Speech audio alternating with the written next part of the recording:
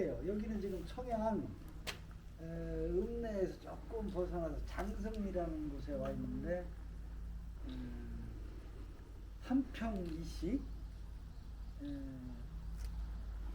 손중 이제 한평 이씨 인물 중에 이해라는 분이 자기 아버님 되시는 이효원 이런 분들을 모시기 위해서 지은 제실 건물입니다. 여기 뭐라고 써 있는 거? 영모제. 네, 그래. 집 영모제. 그래서 청양 영모제. 현재 충청남도 유형문화재로 돼 있어요. 그래서 집이 전면 4칸인가요? 앞에서 치우고 이렇게 돼 있고 기록상으로는 그 이해라는 분이 1668년도에 지었다. 물론 그 뒤로 중수 보수를 했겠죠. 여기서 역사 공부를 좀 하면 조선조의 반정이 2번 일어나요. 5.16 쿠데타 만에 혁명이 일어나는 거지. 그래서 중종 반정이 한 번 있었고 중종 때.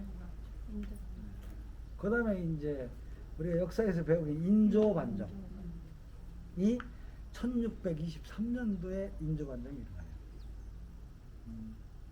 그래서 반정은 뭐냐? 왜 쿠데타가 일어났냐면 그때 당시 왕이 광해군이야. 여러분들 잘 알다시피 광해군은 말하면 애교 막 청나라가 일어날 당시에 청을 완전히 편들지 않고 명나라의 사이에서 줄타기 애교를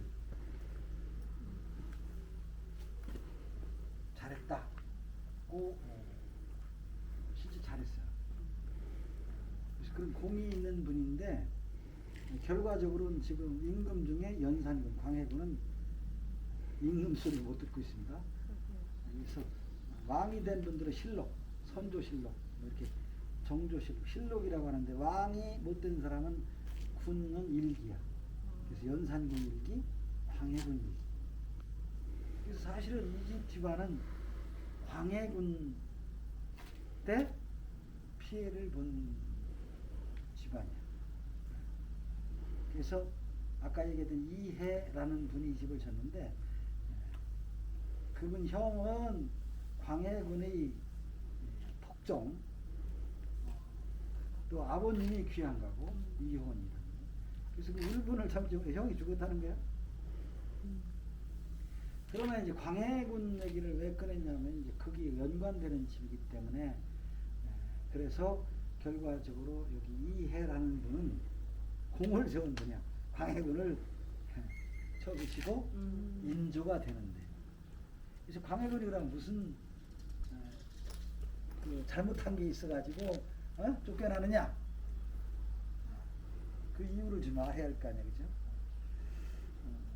그래서 아까 얘기한 대로 그 당시는 이제 사대부 살인들 힘이 커져가지고 선비 이런 게 세지는 시대인데 선비들은 송나라, 명나라, 중국 오늘날 우리가 사대주의 그러지만 중국을 굉장히 명나라를 굉장히 유학하시는 분들은 그 원조다. 그래서 굉장히 존경했다고 그쪽. 근데 이게 광해군이라는 사람이 말하면 청나라 후금이죠. 막 일어나는데 그쪽 줄타기를 하는 거에 대해서 불만이 있었는데 근본적인 이유는 그 당시 정권을 잡고 있던 정인홍 이이첨이라는 사람이 사색당적 중에 대북파인데 대북 소부가는 그 대북이 정권을 주도하면서 애교를 그렇게 한 것이 표면적으로는 가장 무슨 소리냐 명나라를 무시하지 쌍놈이 그래서 그게 큰 명분 중에 하나였고 두 번째는 집권 과정에서 광해군이 집권 과정에서 말하자면 그 복잡했어.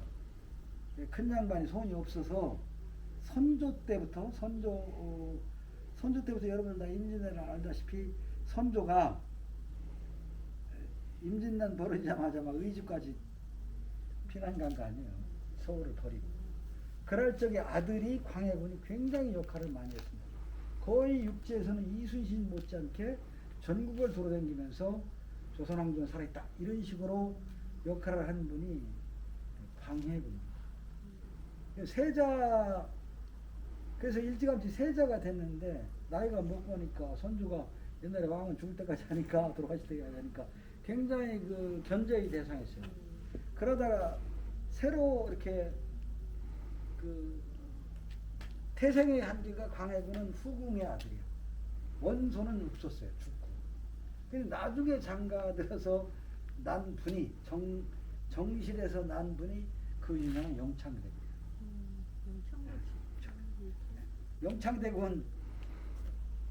영창대군 엄마가 인목대비. 그래서 근데 그 선조가 돌아가셨는데 영창대군이 2~3살밖에 안 됐어. 그래가지고 이제 광해군이 집권을 해요. 근데 이제 후궁의 아들이고, 그래서 이제 그 당시부터 광해군이 들어오면서 대북파가 정인홍이 이첨정신으로 되니까 수많은 반대파들이 정권을 못 잡으니까 한강했어요. 그래서 그 광해군이 타도의 대상이었죠. 그러면서 이제 제일 먼저 잘못한 게 뭐냐면 옛날부터 이 조선 유학 정신이 제일 중요한 게 효인데, 부모 자식 간에. 어쨌건 친모는 아니지만 인목대비가 어머니란 말이야. 어머니인데 어머니가 굉장히 그 문제가 되고 해서 폐모로 이게 결정적으로 영향을 미칩니다. 그래서 전국 사림들이나 이런 사람들이 광해군을 이게 부모도 유폐시켰거든요. 서거당이라고 독수궁에. 그러니까 굉장히 그 불만이 많았다고. 폐모. 그 다음에 영창대군을 죽여요. 그래서 대표적으로 광해군을 쳐내는 목적이 폐모살제. 같이 해보죠. 폐모살제. 인도주의를 폐하고 영창대군을 죽였다 이게야. 그 역사적으로 이런 불충한 불효한 사람이 어디 있느냐? 이게 제일 큰 명분이 있습니다. 그래서 이거에 대해서 뭐 반기를 들거나 또는 뭐 불만이 있었던 사람이 오죽 많겠어요. 6.25 윤리에 의하면. 그다음에 하는 것도 요즘으로 치면 실리 얘기인데 정치는 잘하는 건데 정치 잘해도 꼴도 보기 싫은 놈이니까. 그래서 불만이 이제 계속 쌓였었는데 그 당시에 조카뻘인 능양군이라는 사람이 이제 인조가 되는데 능양군이 적극적으로 이 반정에 가담합니다. 이 반정에 가담하는데 그 당시에 수백 명이 가담을 해서 광해군을 하루 저녁에 그냥 다 쓸어버리고 궁을 장악하는데 그때 가담한 분이 여기 이 영모제를 세운 이해라는 분도 인조반정을 개해년에 일어났어서 개해정변이라고 하는데 1623년이 개해년이에요. 개해정변이라고 하는데 개해정변 때 이해라는 분이 어떤 역할을 했냐면 반정군에 속해서 궁을 여는 역할을 해요. 궁 공격할 적에 오늘날 자함을 넘어와서 우리 궁을 딱 열어야 들어갈 거 아니야. 그래야 왕을 잡아서 저기를 해야 될 거 아니야. 근데 왕을 잡기 위해서 궁을 여는 역할을 한 분이 이해, 여기 나중에 부모님까지 되시는 분이지만 그 역할을 해요. 근데 기록에 의하면 이런 그 반정으로서 역을 그 궁을 열고 들어갈 적에 그걸 지휘했던 자기보다 높은 사람이 그런 궁을 세웠으니까 궁에 이런 전리품을 나눠갖자. 이런데 이해 이분은 너 아이건 싫다는 게 그렇게 청렴 그렇지 않다. 그래 결과적으로는 인조반정이죠. 우리가 능양군이 인조가 됐으니까 왕이 됐으니까. 그래서 그걸 우리가 역사로 인조반정 개정변이라고 하는데 왕 입장에서는 내 편 들어주고 나 왕 만들어준 사람을 뭐 상을 지을 거 아니에요. 이걸 공신이라고 합니다. 그래서 1등 공신, 2등 공신, 3등 공신을 이렇게 상을 주는데 여기 이 해군은 2등 공신이에요. 대단한 거죠. 2등 공신이 20몇 명인데 그분 중에 하나예요. 그래서 이런 그 고생했던 시절이 끝나고 말하자면 그 반대 혁명파에 톡해서 성공해서 부유수도 하고 여러 가지 벼슬도 하셔요. 그래서 이제 한참 지나서 이런 집도 짓고 하는 그런 결과를 가져오게 되는 겁니다. 그래서 집안이 이제 다시 한평희 씨가 살아나는 거죠. 그래서 여기 아까 기록에 보니까 써있는 안대판에 보니까 이쪽에 한평희 씨들 문중이 그 뒤로는 이제